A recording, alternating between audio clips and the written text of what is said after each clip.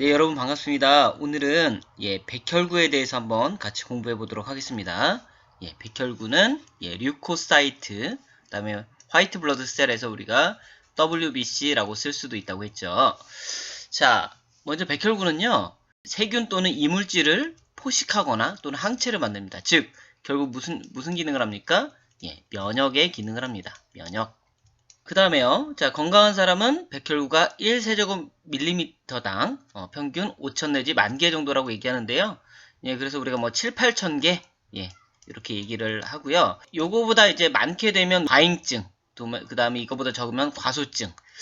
일례로 이게 10,000개가 넘어간다 그러면 우리가 보통 뭐 염증이 있다라고 볼 수도 있습니다. 자, 그 다음에요. 최종적으로 이제 5개로 나뉘는데요. 다시 두 가지로 분류할 수 있습니다. 그러니까 먼저 크게 두 가지로 나누는 거죠. 먼저 과립 백혈구, 그 다음에 무과립 백혈구입니다. 그래서 그래뉼라 리코사이트, 어그래뉼라 리코사이트. 우리가 앞에 A가 붙으면 없다가 되는 거잖아요. 그럼 이 과립이 뭐냐? 과립은 알갱이라고 생각하시면 돼요. 알갱이. 자, 이렇게 세포가 있고 우리가 핵이 있다면 세포질 내에 알갱이가 있는 세포가 있고 없는 세포가 있습니다. 이 알갱이가 있는 것이 3개, 없는 것이 2개. 이렇게 해서 과립 백혈구가 3가지, 무과립 백혈구가 2가지로 우리가 구분을 할 수 있습니다. 백혈구의 특징을 보면요. 이것이 지금 모세혈관이에요. 모세혈관, 그죠? 혈관입니다. 모세혈관은 말 그대로 매우 가는 혈관이에요. 작고 가늘다 보니까 그 벽도 이렇게 단층 평평상피 한 층으로 구성되어 있습니다. 그래서 한 층으로 구성되어 있다 보니까 그 세포와 세포가 맞닿는 부분에 이렇게 틈이 있겠죠. 틈이. 그래서 실제로 이렇게 틈이 있는데 이 백혈구는 정확히 어떤 모양이다라고 말하기 어려울 만큼 이렇게 비정형으로 되어 있어요. 그래서 이런 백혈구들이 비좁은 틈을 이렇게 빠져나올 수 있습니다.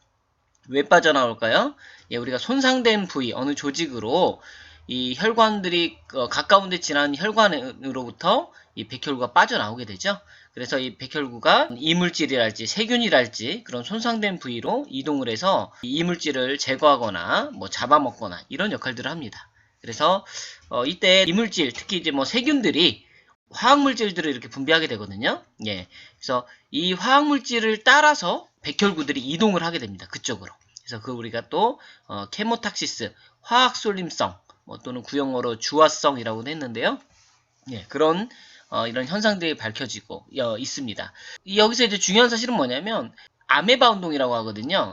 백혈구가 이 좁은 틈을 마치 이렇게 유령처럼, 그죠? 이렇게 빠져나올 수가 있어요. 아주 좁은 틈도. 이것이 백혈구의 특징이라고 할 수가 있겠습니다. 자, 우리가 이제 앞서 본 것처럼 이제 과립백혈구라고 한다고 했죠? 이 세 가지가 과립백혈구입니다. 자, 그래서 말 그대로 아까 말씀드린 대로 세포질에 세포가 있고요. 거기에 이제 과립이 있습니다. 근데 이때 또 핵도요. 과립백혈구 같은 경우는 원형이 아니라 사실은 이런 식의 엽성이에요. 엽성. 다엽성이라고 되어 있죠? 엽을 가지고 있습니다. 그 다음에 이제 호중구, 호산구, 호염기구라고 되어 있는데요. 사실 이제 호중구는 사전적으로 이제 중성구라고도 해요. 이렇게도 부릅니다. 자, 어쨌든 이 호자가 무슨 호자냐면 조우로자예요. 조우로자. 이렇게 보시면 계집여자에 아들자자. 그래서 뭐 남자와 여자가 붙어 있으면 좋다. 뭐 이런 해서 조우로자잖아요.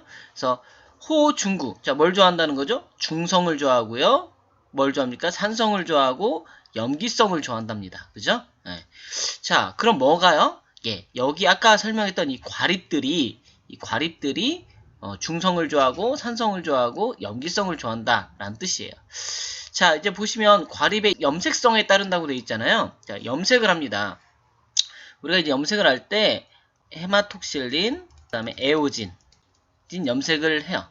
H 스테인이라고 해요. H 스테인이라고 얘기하는데, 자, 이 헤마톡실린이라는 게 뭐냐면 파란색이고요.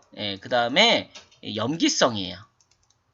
그 다음에 이 에오진이라는 것은 뭐냐면 빨간색의 산성입니다. 그러니까 어떤 물질이 염기성을 띠고 있다면 파란색으로 염색이 될 거고, 산성으로 되어 있다면 빨간색으로 물들겠죠. 그래서 이 두 가지 염색약을 섞어서 쓰는 것이 H 스테인인데 이 백혈구를 그걸로 염색을 합니다. 그러면 이제 어떻게 되겠습니까? 자, 어떤 세포가 있는데 다엽성이라고 그랬죠. 이렇게 다엽성 이렇게 나눠봅시다. 그 다음에 여기 이제 염색을 했더니 이게 이렇게 파란색으로 염색이 됐어요. 그러면 이게 뭐예요? 네, 염기성인 거죠. 염기성. 그죠? 그 다음에 또 어떤 세포를 또 이렇게 해봤더니 네, 여기 만약에 그냥 빨간색이다, 빨간색이다라고 하면 뭐예요? 예, 산성이 되겠죠. 그러니까 이게 뭐예요? 예, 호산구가 되겠고, 이게 예, 호염기구가 되겠습니다. 그죠? 예, 이렇게 되는 거예요. 그리고 이제 호중구는 어떻게 될까요? 우리 빨간색과 파란색 섞으면 무슨 색이 되죠? 예, 보라색이 되겠죠. 보라색. 예, 이렇게 됩니다. 요거는 빨간색, 예, 요거는 예, 파란색. 지금 뭐의 색깔이에요? 이게 예, 과립의 색깔이에요. 과립. 예, 과립이 이렇게 염색이 된다는 뜻입니다. 핵은 다엽성이라고 설명을 했고요. 자, 그래서 하나씩 살펴보면요. 예, 먼저 뉴트로필입니다. 중성구, 여기 중성구라고 되어 있네요. 예, 호중구라고도 할 수 있고요. 자, 이것은 엽이 이렇게 나눠져 있죠. 예, 쪼개져 있습니다. 여러 개로. 그래서 이 그림처럼 보면 이 과립이 무슨 색깔이에요? 예, 보라색을 띠겠죠. 왜요? 예, 빨간색과 파란색에 섞인 중성이기 때문에. 백혈구 전체 중에 가장 많습니다. 약 뭐 60% 정도 보는데요. 예, 가장 많은 양을 차지하고요. 그 다음에 크기가 이렇게 되고 엽이 쪼개져 있고요. 그 다음에 이게 역할이 뭐냐면은 포식 역할을 합니다. 포식 역할. 잡아먹는 역할을 해요. 근데 언제요? 급성 감염이라고 되어 있는데 이제 초기에 포식작용을 한다라고 보시면 돼요. 그리고 색깔을 띠는 이 과립 얘기를 했었죠. 이 과립이 뭐냐면 예, 용해수체예요. 용해수체.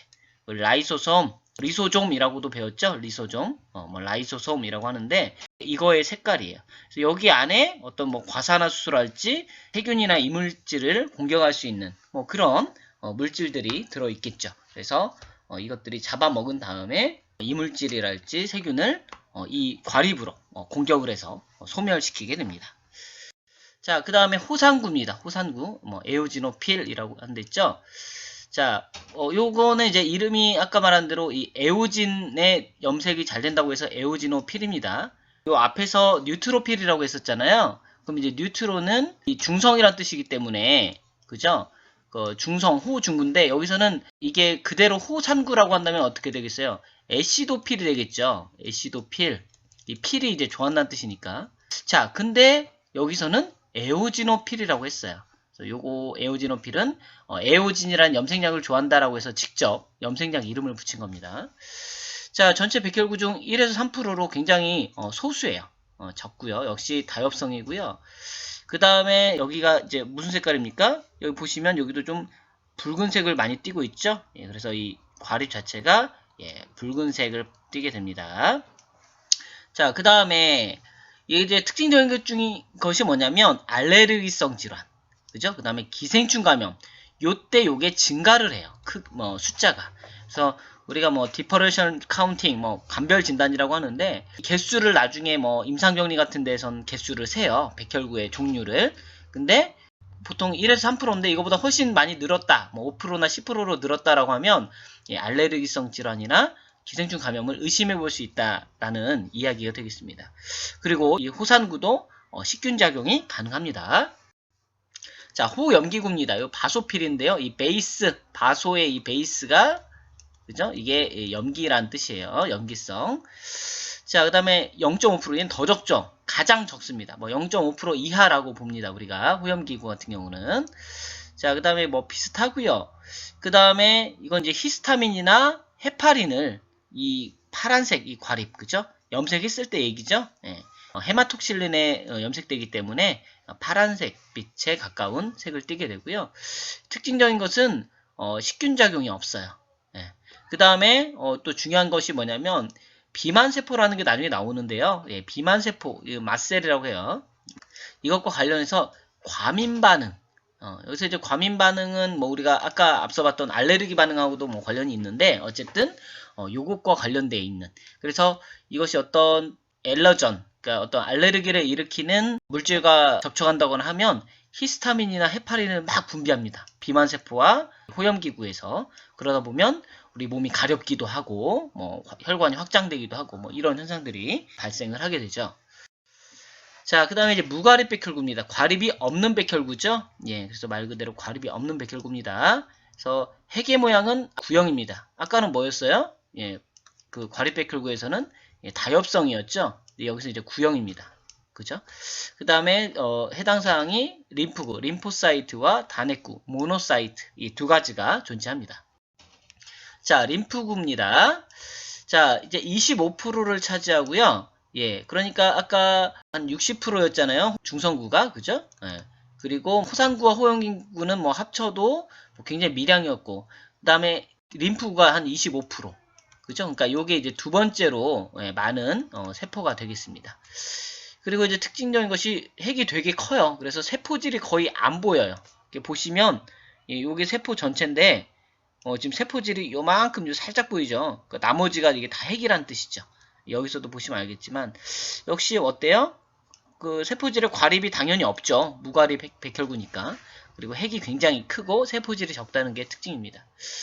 사실 이제 림프구는 또 사실 할 얘기가 되게 많은데 우리가 이제 T림프구, 뭐 B림프구, 뭐 NK셀 뭐 이렇게 부르는데 NK셀은 이제 차치하고라도 T셀과 B셀만도 되게 할 얘기가 되게 많아요.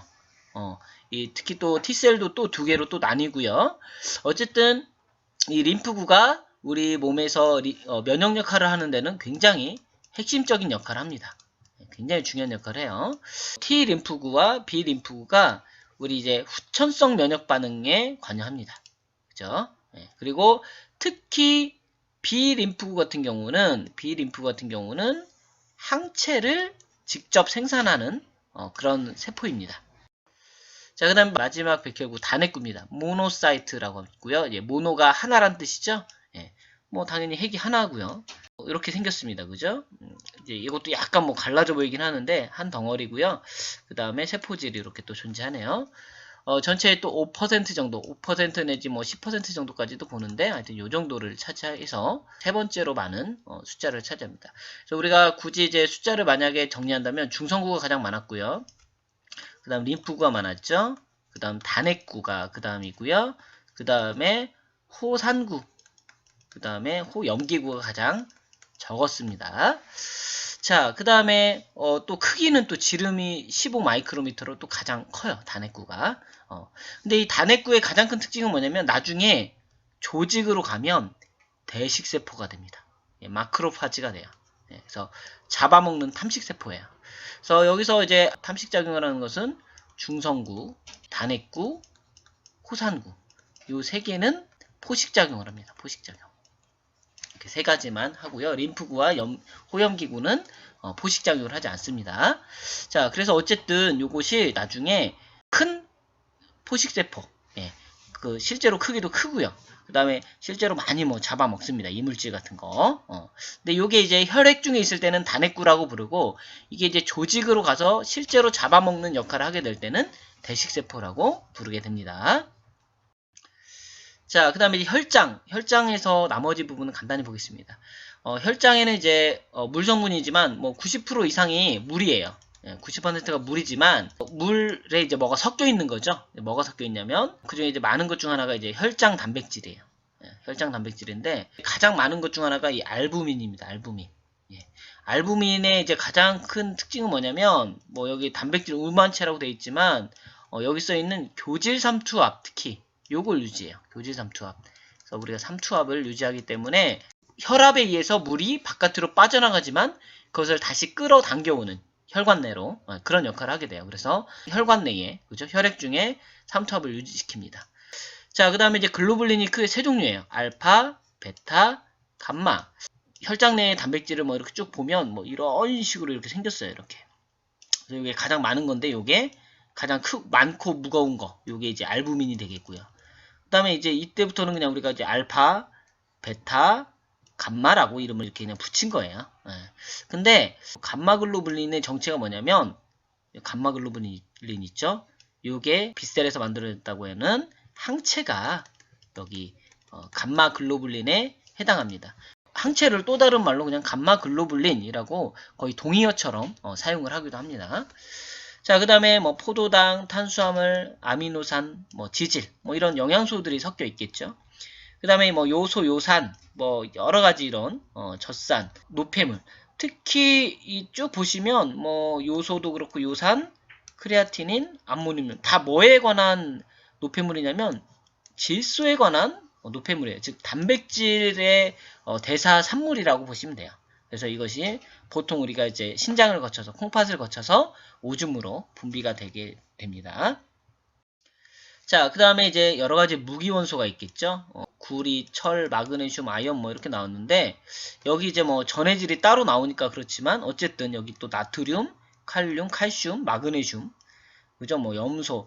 그러니까 우리 몸에서 여러 가지 뭐 탈분극이랄지 그 다음에 뭐 조절 뭐 이런 여러 가지 역할을 하는 것들이 여기에 존재하게 됩니다. 그래서 이런 것들이 혈장에 포함되어 있다 이렇게 보시면 되겠고 마지막으로 혈청이라는 게 있는데요. 조금 전에 우리가 이제 단백질 얘기를 했는데 단백질에서 알부민 그죠?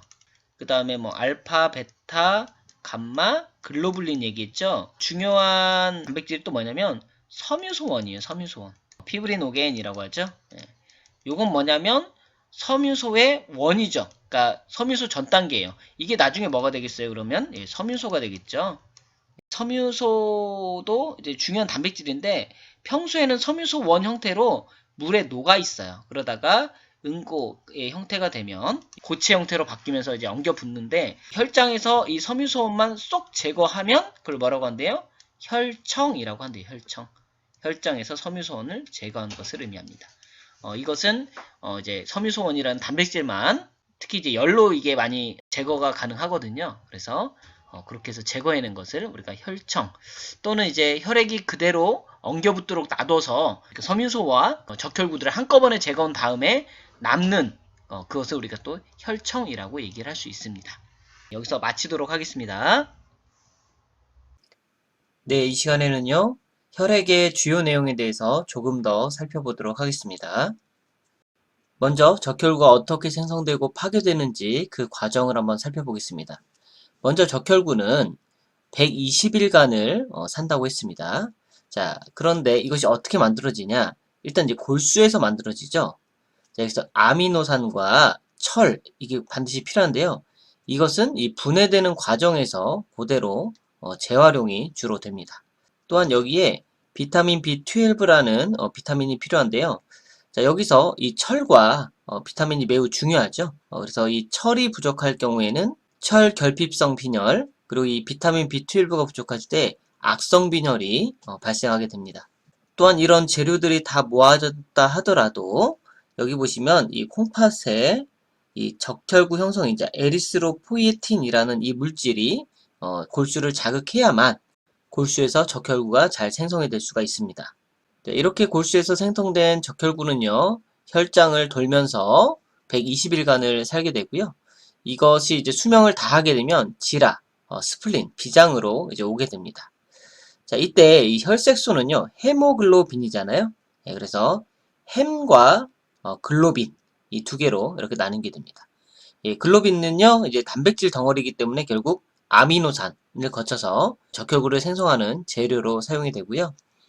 자, 다시 이 햄은요, 다시 철과 빌리버딘, 또 빌리루빈 이렇게 분해가 되는데요. 자, 철은 다시 이제 간을 거쳐서 다시 새로운 적혈구를 만들어내는데 재활용됩니다. 자, 그리고 이제 철을 제외한 이 햄이 빌리루빈이라는 것이 되는데요. 이것도 다시 이제 간으로 이동을 하는데 이 빌리루빈은 쓸개즙의 주 원료입니다. 그렇기 때문에 이게 작은 창자로 가서 다시 소화액으로서 흡수되어 사용되기도 합니다. 다만 자, 여기에서는 이제 소화기로 간 경우에 자, 뭐 이쪽으로도 가고 이쪽으로 가는데요. 이렇게 큰 창자를 거쳐서 대변으로 빠져나가는 뭐 이런 루트가 있고요. 그 다음에 이쪽은 콩팥을 거쳐서 유로빌린이라는 형태로 소변을 통해 배출되기도 합니다. 자, 근데 이 빌리루빈이요, 쓸개즙이잖아요. 쓸개즙 성분인데 녹색이에요. 굉장히 진한 녹색인데 이걸 물에 희석을 하면 노란색이 되거든요. 예, 그래서 우리가 대변이랄지 소변의 색깔이 노랗거나 갈색을 띠는 이유가 이 빌리루빈의 색깔의 영향이 매우 큽니다. 이렇게 해서 적혈구가 어떻게 생성되고 또한 파괴되는지 그 순환 과정을 한번 살펴봤습니다. 자, 혈액응고인자에 대해서 한번 살펴볼 건데요.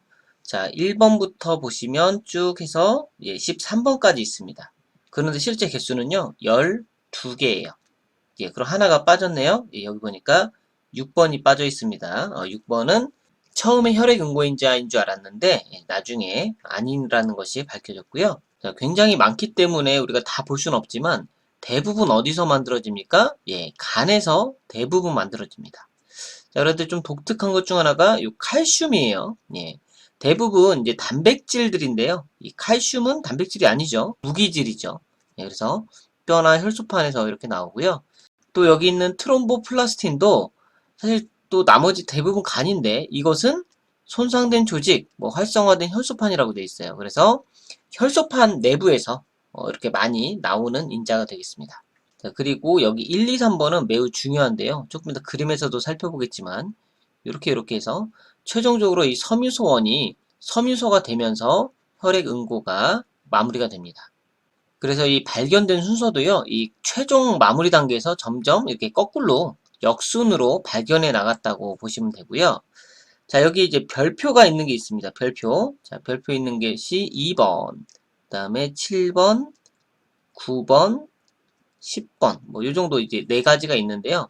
자, 보시면 뭐라고 되어 있습니까? 비타민 K가 필요한 인자라고 되어 있습니다. 그래서 이 네 가지 인자는요, 이 혈액 응고 과정에서 반드시 바이타민 K가 반드시 있어야만 합니다. 없으면 활성화가 안 되는 거죠. 반대로 비타민 K가 너무 과잉이 되면 이런 것들이 활성화돼서 혈액 응고가 급속히 일어날 수도 있습니다. 그리고 참고로 이 8번과 9번에는 혈우병 관련이라고 이렇게 체크가 되어 있는데요. 이 항혈우병 인자와 크리스마스 인자입니다. 이 두 가지가 혈우병이 있는 사람에게 이것이 활성화되지 않습니다. 그렇기 때문에 혈액이 눈물처럼 계속 흐르는 병이다. 즉 멈추지 않는 병이다 라는 그런 이름까지 붙은 거죠. 그래서 이 8번과 9번이 혈우병과 관련된 그런 혈액응고인자가 되겠습니다. 자, 혈액응고 과정인데요. 자, 먼저 여기 보시면 이 모든 단계들이 이 단계가 이루어져야 그 다음 단계가 이루어지고 그 다음 단계는 또 이 단계가 이루어져야 이렇게 순차적으로 점점점 내려가죠. 이런 걸 이제 캐스케이드 리액션, 폭포 반응이라고 합니다. 폭포가 이제 위에서부터 차근차근 떨어지잖아요. 그런 걸 의미하는 거고요. 그리고 중요한 건 이제 외인성 경로와 내인성 경로가 있습니다. 인스트린식 패스웨이, 익스트린식 패스웨이가 되겠는데요. 자, 이건 아주 중요한 의미를 갖고 있습니다. 자, 먼저 외인성 경로는요. 자, 조직 손상 시에 이제 발생하는 것입니다. 예를 들어서 조직이 손상되거나 혈관이 터졌다.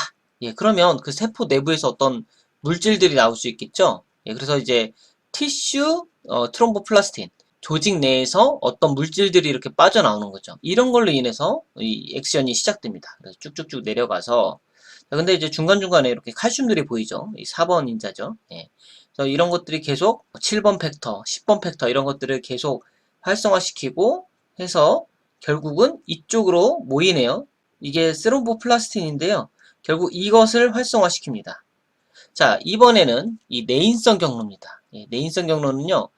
혈액이 이물질에 접촉한대요. 예를 들어서 공기와 만났다거나 아니면 뭐 유리 표면에 떨어졌다거나 그러면 뭔가 접촉되는 면이 달라지는 거죠. 그래서 활성화되는 게 이제 하게만 팩터입니다. 이제 하게만 팩터로 인해서 또 역시 캐스케이드 리액션이 쭉쭉쭉 일어납니다. 이렇게 일어나고요. 결국 여기서도 뭐 칼슘 또 있고요. 이렇게 해서 10번을 통해서 또 역시 활성화돼서 결국은 프로스롬빈 액티베이터, 즉 스롬보플라스틴을 이렇게 최종 활성화합니다. 그러니까 외인성이든 내인성이든 분명히 이제 원인은 달라요. 원인은 다르지만 각 경로를 통해서 여기로 옵니다. 그래서 이것을 우리가 공통 경로라고 불러요. 공통 경로. 예. 그래서 공통 경로로 이렇게 수렴을 하게 되는 거죠. 그래서 프로스롬빈을 스롬빈으로 만들고 이 스롬빈은 피브리노겐을 피브린으로 만들어서 최종적으로 클라스를 형성하게 됩니다. 피딱지를 형성하게 된다고 보시면 됩니다. 자, 그러면 이 공통 경로만 한번 더 살펴보면요. 네, 이렇게 요 부분, 지금 파란 박스 안에 부분이 공통 경로인데요. 이렇게 확대한 모습이라고 여기 보시면 되겠습니다. 네, 지금 이 그림은 이제 내인성과 외인성이 이 왼쪽 그림과는 반대로 나와 있지만, 어쨌든, 여기 이제 트롬보플라스틴 이 3번, 그죠? 이것이 2번을 활성화시키고, 그죠? 트롬빈으로 되고, 이것이 1번, 그죠? 1번 인자를 다시 활성화시켜서 최종 섬유소 1으로 만들게 됩니다. 그래서 이것이 지금 공통 경로가 되겠습니다. 자, 이런 외인성 경로와 내인성 경로 두 가지 원인을 통해서, 그리고 최종적으로 이 공통 경로를 통해서 이러한 과정을 거쳐서 최종적으로 혈액이 응고가 되겠습니다. 자, 이번에는요, 반대로 항응고제에 대해서 알아보도록 하겠습니다. 자, 여기 보니까 크게 세 가지가 나왔습니다. 칼슘 제거제, 트롬빈 작용 억제제, 그리고 비타민 K 작용 억제제, 이렇게 세 가지가 나왔는데요. 자, 여기 보시면 다시 한번 혈액 응고 인자들이 나왔죠. 자, 이 혈액 응고 인자들을 방해하는 겁니다. 자, 먼저 이 칼슘 제거제 있죠. 칼슘 제거제는 여기 4번 인자, 요 칼슘. 앞선 그림에서 봤지만 이 칼슘은 굉장히 여러 곳에서 작동을 하죠. 그렇기 때문에 칼슘이 없으면 혈액 응고가 당연히 일어날 수가 없습니다. 특히 이 칼슘을 제거하는데요. 킬레이팅 합니다. 즉, 칼슘과 들러붙어 버려요. 네, 그래서 칼슘을 이렇게 끌어안고 제거하는 그런 개념인데, 그런 것들이 이제, 시트르산이랄지, 옥살산 나트륨, EDTA, 이런 것들이 있습니다. 참고로 이런 것들은 우리 몸에 직접 쓰면 큰일 나겠죠. 그리고 우리 몸에 들어갈 혈액에도 많이 쓸 수는 없을 겁니다. 그래서 주로 실험용 혈액에서 많이 쓰기 마련입니다. 자, 두 번째는 이제 트롬빈 작용 억제제라고 되어 있는데요. 여기 보시면 이제 2번, 프로트롬빈이 트롬빈이 되죠.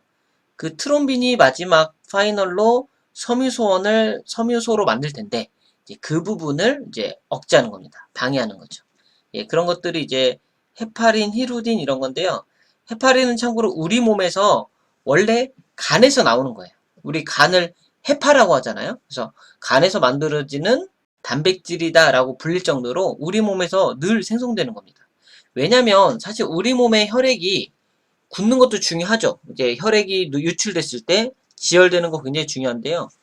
내가 이렇게 멀쩡히 살아있는데 혈액이 굳어버리면 그냥 사망하는 겁니다. 그죠? 그렇기 때문에 우리 몸에서 계속 이렇게 혈액 응고를 방해하는 물질이 사실 계속 생성이 돼야 돼요. 그게 대표적인 게 헤파린입니다.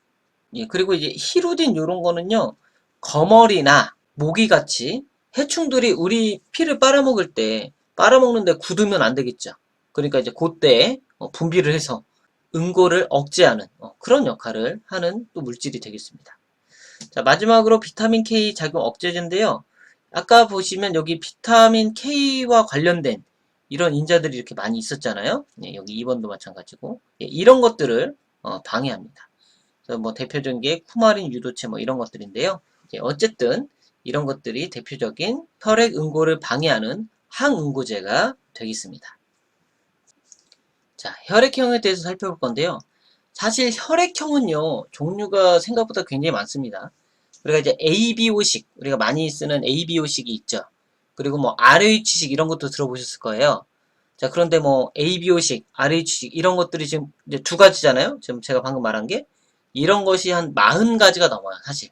혈액형 종류가. 우리가 아는 A형, AB형, O형 뭐 이런 거 4가지 이런 게 아니고요. ABO식이 한 가지고 또 그 외에도 40가지가 넘는 굉장히 많은 혈액형 종류가 있는데요. 우리가 대표적으로 쓰는 게 이 ABO식이죠. 그 다음 굳이 또 쓰면 그게 이제 RH 플러스냐 마이너스냐 그 정도 쓸 겁니다. 그래서 이 시간에 가장 중요한 이 ABO식에 대해서 간단히 알아볼 건데요. 자, 우리 적혈구 표면에는요, 그냥 맨들맨들하게 있는 게 아니라 이런 항원이 있기도 하고 없기도 합니다. 뭐 2개가 있기도 하고 아예 없기도 한데, 자, A라는 항원을 가진 경우가 있고요. 그 다음에 B라는, 뭐 화살표처럼 생겼죠? B라는 항원을 가진 경우도 있고, 이 2개를 다 가진 경우도 있습니다. A, B 항원을 모두 가진 경우. 그 다음에 하나도 뭐가 없는 경우도 있어요. 이 A도 B도 없는 경우. 자, 이것을 어떤 항원을 가졌냐에 따라서 우리가 A형이냐, B형이냐, AB형이냐, O형이냐 이렇게 부르는 겁니다. 그리고 A형인 사람의 혈액에는요, B 항원에 붙는 항체를 가지고 있어요. 혈장에. 예, 가지고 있습니다. 그래서 안티 B를 가지고 있고요. 그 다음에 B형인 사람은 안티 A, 크로스인 거죠. 를 갖고 있고, 그 다음에 AB 학원을 가진 사람은 이게 있으면 안 되겠죠. 있으면 이제 자기 거에 붙어버리니까 없습니다. 그리고 O형인 사람은요, 이 둘 다 가지고 있어요. 안티 A와 안티 B를 다 갖고 있습니다. 왜냐면 자기 적혈구에는 항원이 하나도 없기 때문에 이렇게 구성이 되어 있어요. 자, 그렇다 보니 이 A형인 사람한테 이 안티 B를 이렇게 넣어줬더니 어때요? 응집이 되겠죠. 예, 원래 없었는데. 자, 반대로 이 B형인 사람한테 안티 B, 지금 여기 베타라고 표현을 했죠? 줬더니 이렇게 응집이 일어납니다. 그리고 AB형인 사람은 이 두 개가 다 있기 때문에 안티 A, 안티 B 모두 다 이렇게 응고가 일어납니다. 이렇게 응집이 일어나는 거죠. 근데 이제 뭐 열기설기 훨씬 더 잘 일어나는 것처럼 보이네요. 그죠? 그 다음에 O형인 사람은 원래 안티 AB를 가지고 있죠. 그러니까 원래처럼 누구랑 만나도 응집이 안 일어납니다. 자, 그래서 자, 이 적혈구를 이 항원에 있는 이 적혈구를 기준으로 봤을 때 자, 이 O형인 사람은 어때요? 누구에게나 혈액이 가도 상관없어요. 이 사람한테 가도, 이 사람한테 가도, 이 사람한테 가도 항원이 없으니까 어떤 사람한테 가도 이 혈장 항체와 응집이 일어나지 않습니다. 그러니까 O형은 수혈을 누구에게나 할 수 있다. 이렇게 얘기를 합니다. 자, 그런데 혈액을 전체를 다 줘버리면 여기에 이제 안티 A, 안티 B가 있으니까 다른 사람한테 가면 응집이 되겠죠. 그러니까 사실은 우리가 수혈한다고 할 때는 같은 혈액형의 전혈을 그대로 주는 게 기본적으로 맞고요. 그 다음 만약에 지금처럼 혈액형이 맞지 않다면 적혈구만 주는 게 맞아요. 네, 적혈구만 전달하는 게 맞습니다. 그래서 O형인 사람의 적혈구는 누구에게나 다 줄 수 있죠. 자, 그런데 이 AB형인 사람은 어때요? AB형인 사람은 이 사람한테 줘도 A형한테도 줘도 응집, B형한테도 줘도 응집. 왜냐면 그 혈장이 들어있으니까 그 사람 몸에 이 항체가 다 들어있으니까. 뭐 O형은 더더욱 완전 응집이 일어나죠. 이렇게. 그러니까 자기, 즉 AB형끼리만 줄 수밖에 없어요. 그리고 A형과 B형도 다 AB형인 사람한테도 줄 수 있겠죠. 여기는 아예 항체가 없으니까요.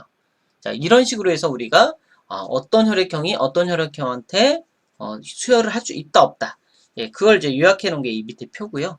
예, 이런 원리에서 일어난다는 거. 즉 항원과 항체 어떤 걸 가지고 있느냐에 따라서 이런 일들이 벌어지게 되는 것입니다.